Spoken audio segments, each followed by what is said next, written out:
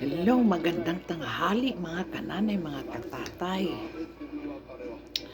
Abe, ano yun muna natin ito? Kain tayo. Today is January 2024, Saturday. 2026, kain tayo. Ito lang ang madali ang kain. Ito po ay beef curry ang ulam ko. Kasi paminsan-minsan gusto mong kumain ng mga curry. Dito lang ako nakakain ng curry ganito. Pero alam ko parang original curry from India. Tapos meron akong gatas. Ay, kape pala at gatas. Kain tayo mga kananay. Ngayon dito sa amin, kasi snow na, tahimik. Dahil, lalo na ngayon, Sabado, ayaw maglabasan ng mga tao. Dahil sa lamig.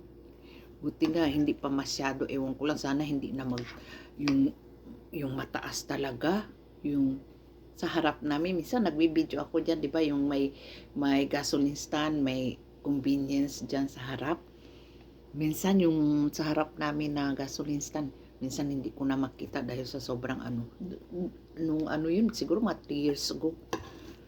Sana hindi na yun last year wala masyado. Ngayon sana wag naman, di ba? Pero kwento ko pala sa inyo, ganito yun. Pagbago ka pala talaga sa malamig na lugar, sabihin ko sa inyo, grabe talaga. Yung yung mga kalamnan mo, sa Bisaya pa, kaunod-unuran, talagang niya yan. Sa sobrang lamig. Tapos yung bunganga mo, yung una ko dito, kahit magsalita, wala na yung yan sa Tagalog, basta sa Bisaya, nagkurgurog. Ganyan ka na magsalita. Pagbago ka dito sa Japan, itong mga lahat ng mga katawan mo, kalamnan mo, talagang niya yan. Parang ikukurog-kurog ba niya ba? Ganun yun pag nasa malamig na lugar ka, first timer ka. Ako nga first timer noon. Dahil yung pamangking ko na lalaki, kinuha ko rin, ganun din ang naramdaman niya. Sabi ko, ganyan yan. Parang sanayin niya yung katawan mo sa lamig.